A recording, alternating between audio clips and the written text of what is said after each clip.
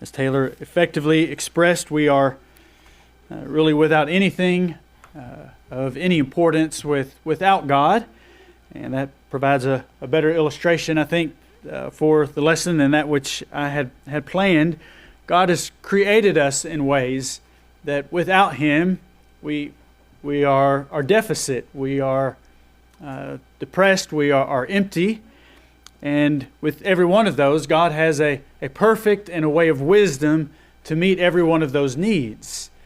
That's true in physical things. Those are the things that we understand by experience and with our sight and with our eyes, that God has a perfect and a wise way to meet every need that we have. Last week we looked at the fact that God created us to learn. He's given us that ability and capacity, but we're not automatically infused with knowledge or wisdom. God has a perfect way to meet that need. This morning I want us to think about the simple thing of love. That this is something that without God we lack, and yet God has a unique and an exclusive way to meet this need in every way for us. First area of love that I want us to think about is a love that is somewhat universal and instinctive. And we find it's never actually a standalone word in the New Testament. It's found in Romans chapter 12 and verse 10, actually as a compound word, and people unlike myself who are scholarly and can translate, even they had trouble finding an English word that was a good match for this word. Romans chapter 12 and verse 10, the New King James says, "Be kindly affectionate to one another with brotherly love." Those two English words, kindly affectionate, when Paul wrote that, he had one long word there, and it was a compound word that was the combination of two words, both of which mean love. They're just different kinds of love. And we'll talk about a few of those this morning. But the word kindly there, again, kindly affectionate, is one word, two words put together. That word kindly is that word maybe you've heard of before, the phileo or philos, the word that's more of a friendly kind of love. So he combines that with the word affectionate, which is another kind of love, and that's the one I want to focus on here. It's the family kind of love. And again, that kind of love, that's the Greek word, not that it totally matters, but just that word by itself isn't found anywhere else in the New Testament. It's found here, though, sitting side by side with the friendship kind of love. And so his point is that as Christians, we are to love each other as friends and as family, to somehow be able to combine those two. So for a moment, though, I want us to think about that second part, that family type of love. That is a universal kind of love. That is a somewhat instinctive kind of love. It's the kind of love that young children need, that attention and affection they need, and then people who have delved into the details of the development of the brain even have said that children who are left to themselves without attention and affection, there's just a part of their brain that does not develop normally. That's how significant this is. This is also in some way a kind of love that even children share and offer before they even consciously know that they are. It's that unique love within the family. Every family, by God's design, needs this. Every member of the family needs this, but it doesn't happen automatically. It requires others giving, and it requires receiving this kind of love to fit the need that God created us with. This is God's design, to create us empty, but then to provide something to fill that space. Turn to 1 Thessalonians chapter 2. Here's Paul describes his love for the church of God in Thessalonica. He describes his love for them in a way that is not typical, and that maybe is not even what we would typically think about the love of an apostle for the church, for one of the churches. 1 Thessalonians 2, beginning in verse 7, he says, "But we were gentle among you, just as a nursing mother cherishes her own children, so affectionately longing for you, we were well pleased to impart to you not only the gospel of God, but also our own lives, because you had become dear to us. Paul doesn't use the word love in these verses, but by the way that he illustrates his relationship with, his love for them, he says, I love you like a nursing mother loves her children. Usually we think about Paul the strong and the faithful and the brave. And here this is Paul, an affectionate saint, a kindly affectionate to his brothers and his sisters. And how does he have this kind of a deep thought and feelings even for them? And it's because, in a sense, he went through some labor-like pains in order to know them. When you read Acts chapters 16 and 17, how did Paul get to Thessalonica? Well, he got to Thessalonica through Philippi, where he was put in prison with Silas. You remember the Philippian jailer. So he went through that. Then he goes to Thessalonica, and they say, here's this guy who's turned the world upside down, and he's run out of that city. Just in those few words, we don't understand all of the things that happened and all the emotion that went into that, but that bonded Paul with the people there. I think we can understand that. When you go through those kind of strains with other people and they share it with you, that's what produces this family kind of love that Paul describes, so that he was willing to go through that kind of pain to reach them with the gospel and then to continue with them in the gospel for, even though it was short, for as long as he thought it was good too. And so he describes his love for them, though not with this word, but with the application of that kind of love. Even Jesus, in Matthew 23 and verse 37, before he talks about the destruction of Jerusalem and the terrible things that were going to happen, you remember that he offers that lament, that sadness about what was going to happen to Jerusalem, and he says, how often I would have gathered you like a hen gathers her chicks under her wings. So even though he doesn't use the human family to illustrate that, he's using the same kind of language and affection that Paul was. It wouldn't have been any different for Jesus to have said, I would have gathered you like a mother calls her children to her side when there is danger, when there is trouble. That's what I've tried to do. And notice he actually describes his relationship with Israel to have long preceded his time in Jerusalem just then. This is a secondary evidence that Jesus is God. But he describes himself here in terms of family and of his tender affection for them. And so God is in every person, in every human, there is this love, there's the need for this kind of love that is first to be filled by a father, by a mother, by a brother, that is by a sister, by a husband, by a wife. God has provided this kind of love, and God has provided the means to meet that love. And even though this love is instinctive in some ways, this love can also be unraveled. It can be chipped away, worn away in a variety of ways. It's there when we're born, but it still has to be nourished. And if it isn't fed, then it is starved, and there are consequences to that. And in Romans chapter 1, and I won't read both of these because 2 Timothy is like Romans 1, both a list of traits that those who are in the process of or who have forsaken God, that they will accumulate. Doesn't have to be every single one of these, but it's just birds of a feather as he describes it. In Romans 1, verse 31, the third word in this list, since there may be some variety of translations, undiscerning, untrustworthy, unloving. That word unloving is this word, but it's the opposite. So he's saying here are people who do not have love, they're unloving. The King James gives a unique translation, and some may be like it, without natural affection. Talking about that kind of love. Here are people who do not have this natural kind of affection, among other things that he describes all around that.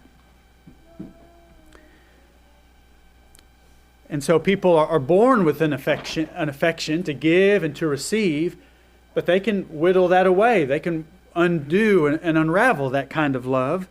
And so he describes the Gentiles of the past who rejected the Creator as having hardened their conscience in such a way that they were without natural affection.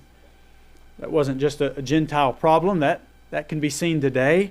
Abortion is the result of someone who is pushed against this kind of love. You have to do that in order to end the life of a child that is growing within you. In verse 26, others push back against this kind of love by vile passions. And so he describes those who go against the natural use of the woman. Well, that happens by somehow, in every case it may be different, but that is the result of some who have somehow had this natural affection undone in them. And that can happen for a variety of reasons. In verse 30, again, alongside those who are unloving, he describes those who are inventors of evil things. That can have a variety of applications. But think about those who whittle away, who work to undo, or who, for whatever reason, this instinctive kind of love, when that is buried, when it is hardened, then they become inventors of evil things. They become creative in ways of undoing or in suppressing what is as natural, really, as hunger and thirst. God has put it there and placed it there for a purpose. Pornography is one way in which people are inventors of evil things, and by which they undo this natural affection. All forms of sexual and verbal and physical abuse do the same. You have to harden yourself against this kind of affection to treat others that way, others especially in your family. All of the trans controversy that's going on is the result of the inventors of evil things who are lacking and undermining this natural affection. But it isn't just these politically and moral issues. It includes things like anger and strife and heated arguments and subtle jabs between husbands and wives, or parents and children, or brothers and sisters. Those words and those deeds, little by little, undermine and undo this natural affection that ought to grow.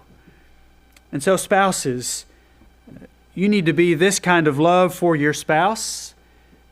Your responsibility is not theirs, whether they are or aren't. God has placed within you this need, and it's something God has given to you to give, as well as the plan is to receive. Be an example of this kind of love to your children. One day, if you hope they will be a spouse, then show them now what a spouse looks like, how a spouse treats their spouse with this kind of love. Parents, insist that your children grow and nurture this kind of love for each other. Children are going to have their arguments and disagreements, but follow up the disagreements and the arguments that work against this kind of love. Help them to follow up those occasions with at some point and sometime the reconciliation and this kind of affection. And then above all, parents, let them learn this kind of tenderness from you after a disagreement, after a punishment.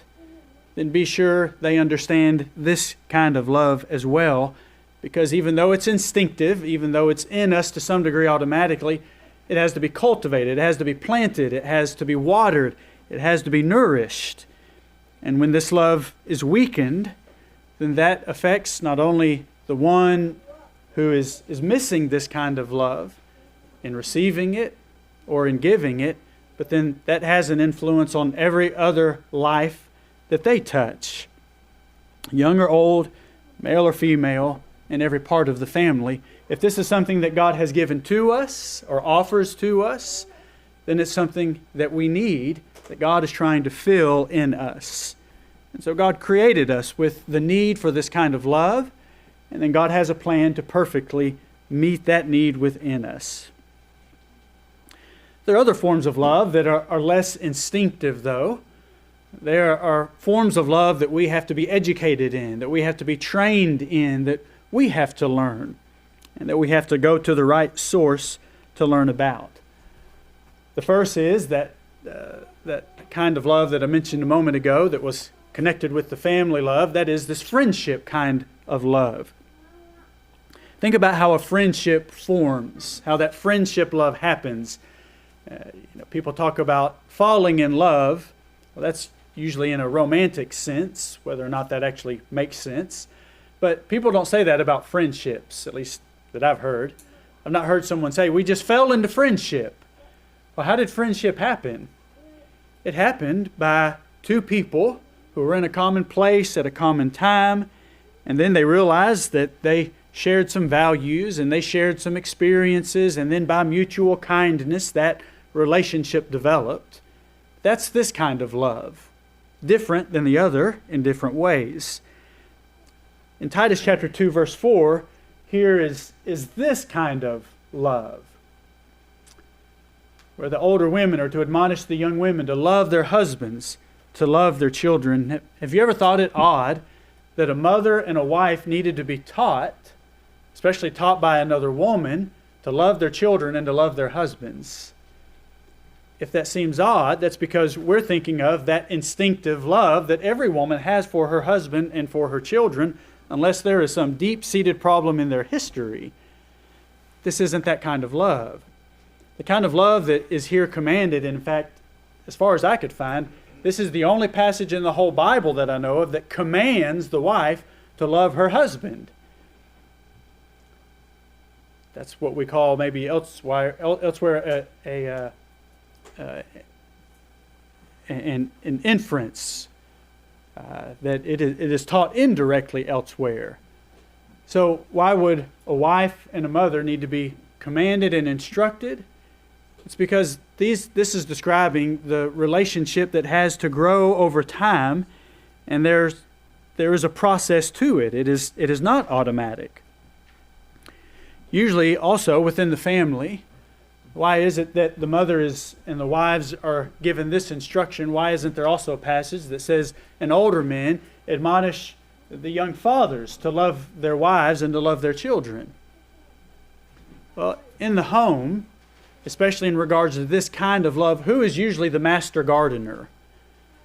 I don't mean of lettuce and tomatoes, but I mean who in the home usually is the one that has the best insight into how to cultivate the friendship between the husband and the wife, between the parents and the children, and even within the children, who's the best guide to help to cultivate the kind of friendships and relationships that need to grow? And the answer is obvious. The wife has the best insight into that. And so husbands and fathers, we need to know that and notice that and make it as easy as possible for her to love you, and make it as easy as possible for her to love her children. Again, that says something about this kind of love, that yes, husbands, you have some impact on how easy it is for your wife to love you and to love her children. Because this kind of love develops by shared experiences and values and mutual kindness. And she has the inside track on that in some ways that I don't know how to explain scientifically. But if you agree with the conclusion, then husbands, one of the greatest things that you accomplish by the 30, 40, 50 hours that you spend at work is that to the best of your ability, and every family and every circumstance is different, but whatever time that you invest away from home so that your wife can be at home, that is a part of allowing her to the best of her ability to nourish and to cherish and to love her children and to love you. You need for her to cultivate that. She needs to be the one to cultivate that. That meets her needs. Your children need her to be the one cultivating that. And so if we will cooperate with the instruction that she's given, and as husbands, if we'll help to make that as easy as possible, then we will reap the rewards, and she will reap that reward, and your children will reap those rewards, because this is a need, and this is the plan that God has provided to meet that need. And when wives and mothers are too busy, one of the consequences of that is that the relationship between the husband and wife will suffer, and the relationship between the mother and the children will suffer, and even the relationship between the children will suffer. And so husbands, you lead the home. Make her work in this area a priority, and as much as is within you, as easy as possible.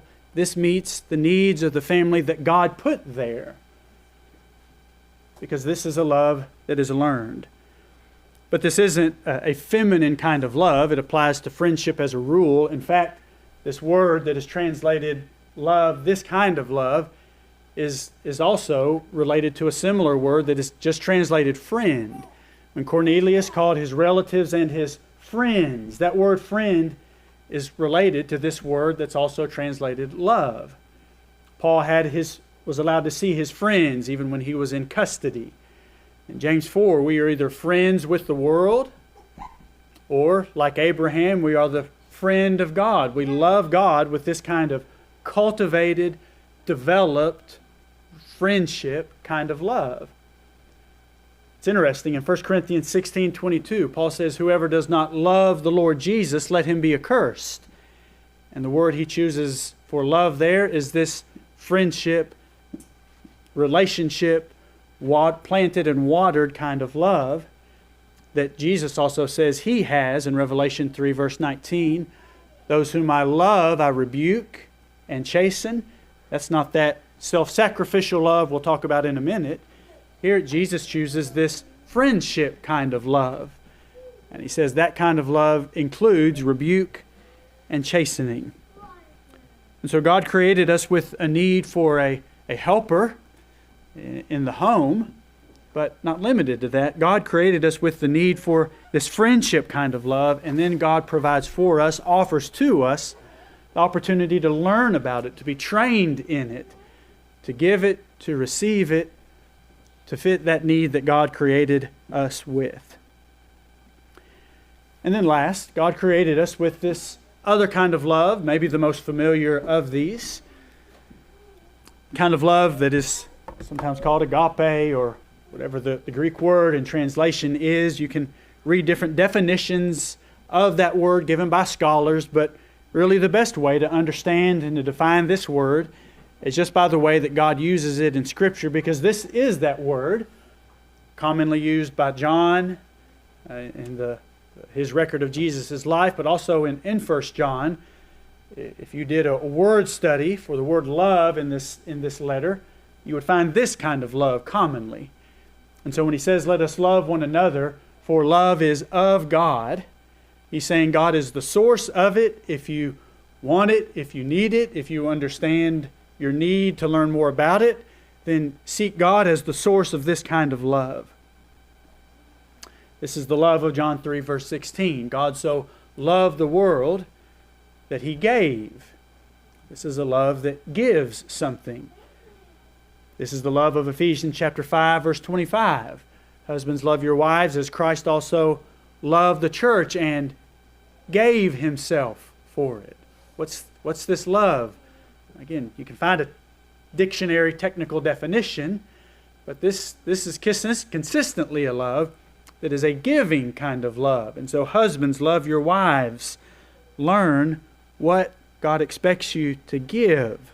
Let your focus be on that, because that's the only basis upon which God will judge you. This is that love well known in 1 Corinthians chapter 13, where Paul says some things that love does, and some things that love is, and some things that love is not, and some things that love does not do. This is that form of love, and so especially the way that God talks about it shows. This is not instinctive. We're not born with this kind of love. This requires the study and the practice in the school of life in order to understand. Now, it's interesting to hear, even though it doesn't require higher education to understand.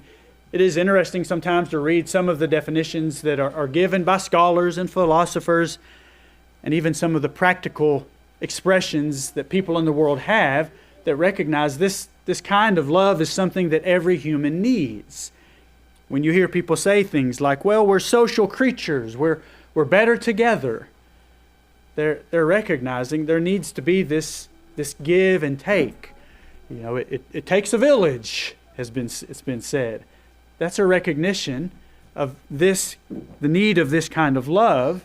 But then man has his theories, and those in the realms of higher education, they have their ideas about some of the basic human needs of love.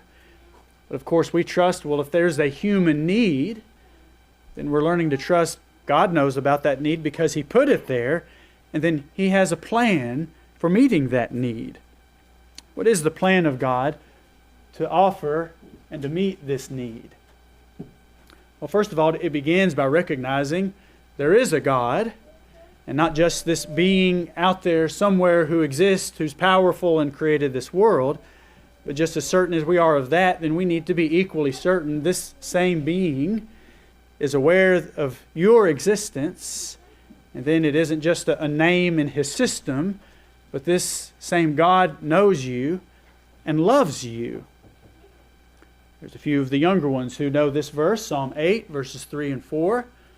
When I consider your heavens, the work of your fingers, the moon and the stars which you have ordained. What's the next question? What is man that you are mindful of him, and the Son of Man that you visit him? There's a lot of depth to that verse. I've quoted it with the children maybe a few dozen times, and even in my preparation, thought more about this verse. As David looks at the moon and the stars that are distant and far, that causes him to reflect that while that beauty is far, God is not so far. God is not distant like the moon. You have visited man. You are mindful of man. David doesn't use the word love in that context, but that's what he's saying.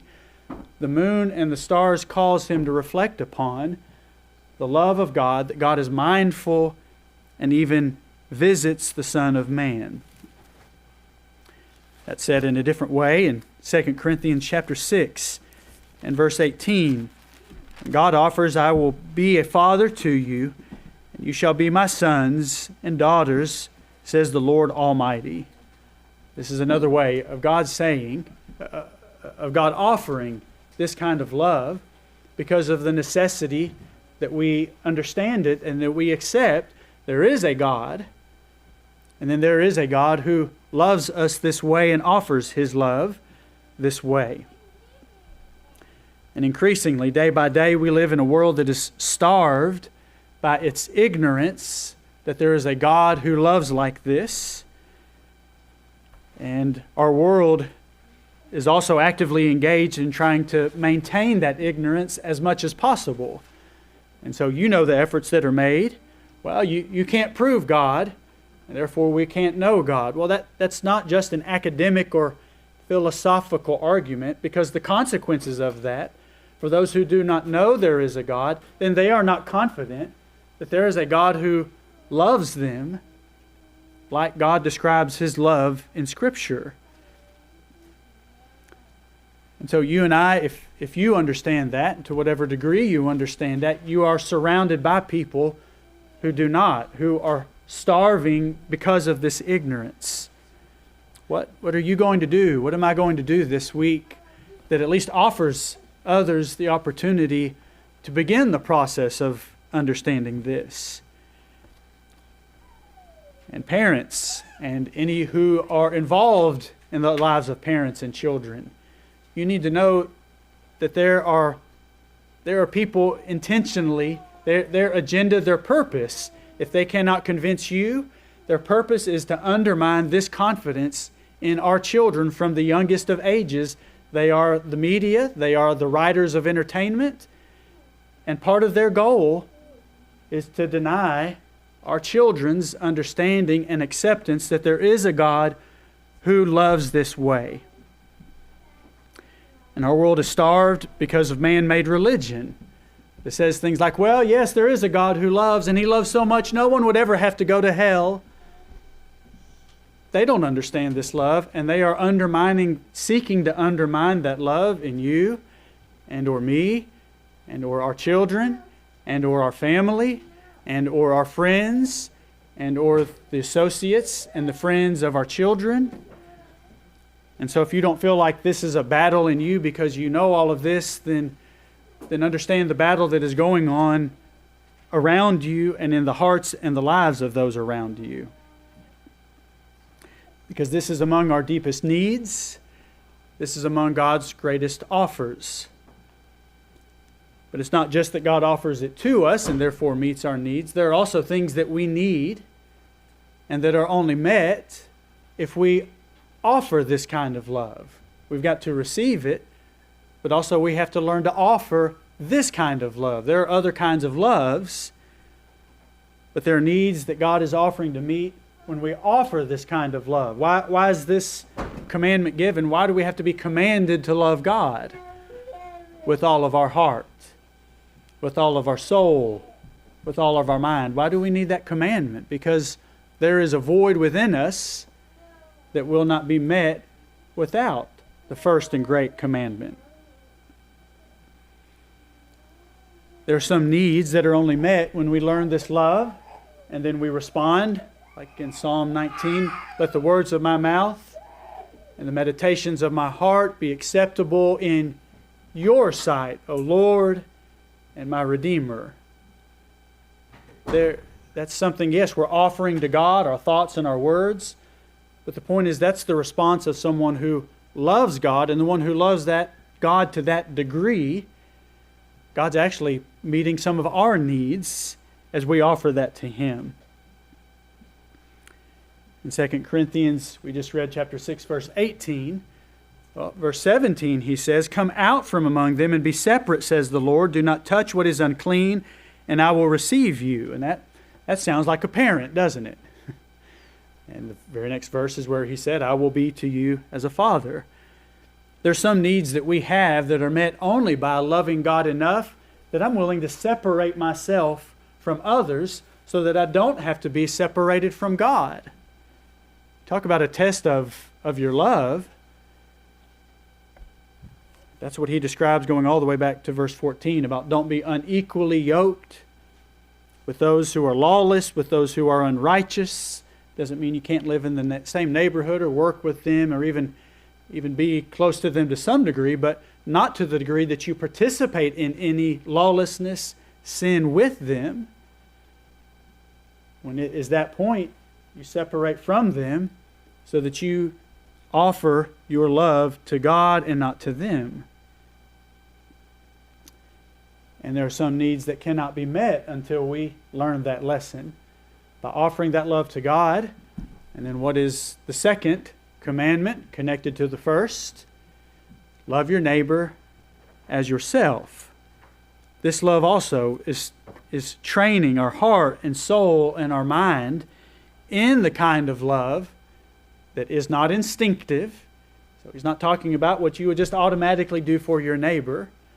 No, he's talking about a kind of love that challenges us, that stresses us to some degree, that changes us. The love that Jesus talked about in Matthew chapter 5, verses 43 to 48, that he says will make you perfect like your Father.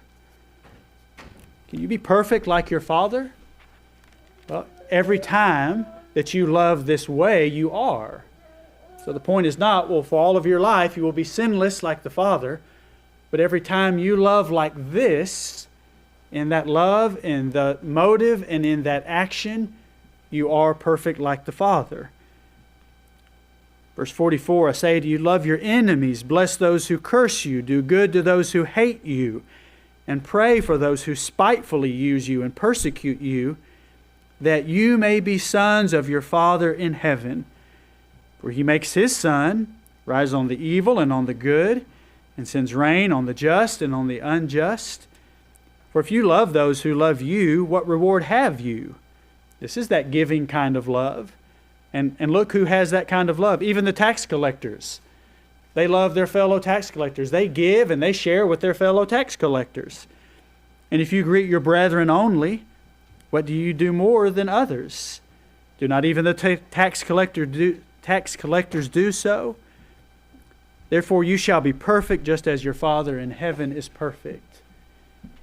When you learn this kind of love for the lost and for God's people, and even for God's people who are not faithful to their God this way, and you love your friend, and you love your enemy, and you love your family, and you love the stranger this way, then yes, you're giving something to them, and you're offering something to God, but in God's wisdom, some need is being filled in you that God placed there.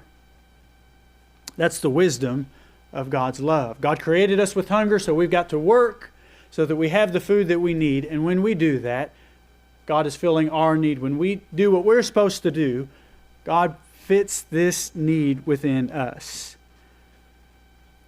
But if I love my neighbor as myself and view that to be the first and great commandment, I think that's the mindset of many in our society. I'm a good person.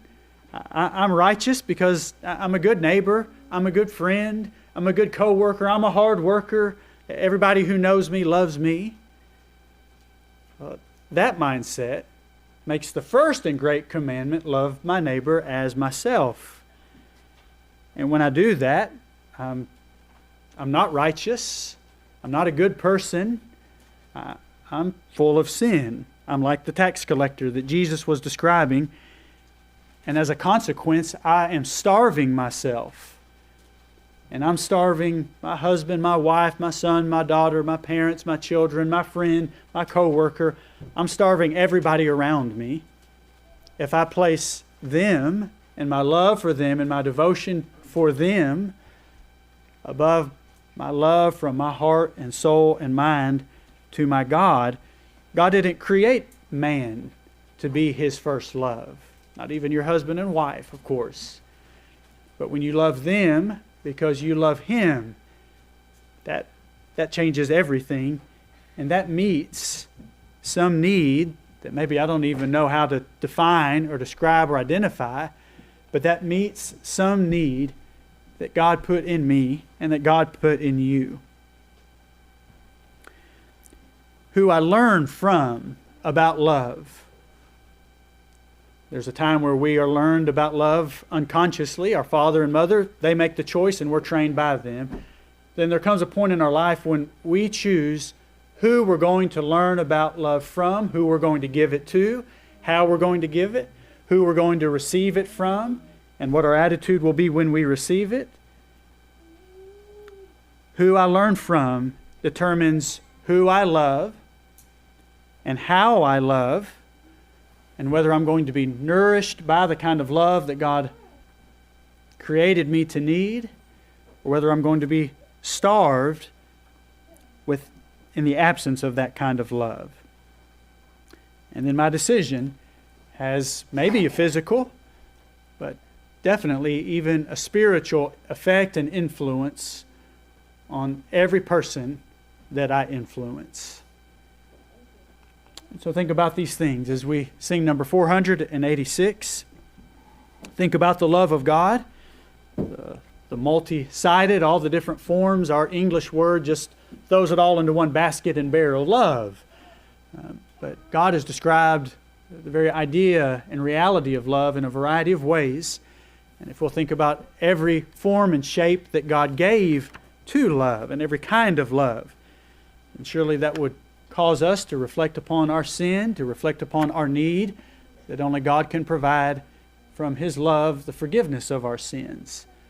And so we sing this song, if there's sin in your conscience, and if you know of your need, to seek God's help in that, whether by turning to Him, repenting of those sins and being baptized because of your faith and because of His grace, or as a Christian to return to Him, or simply to reflect on this love and determine to give it and to receive it from God in the way that He deserves. If we can help you in doing so, come tell us how as we stand and sing.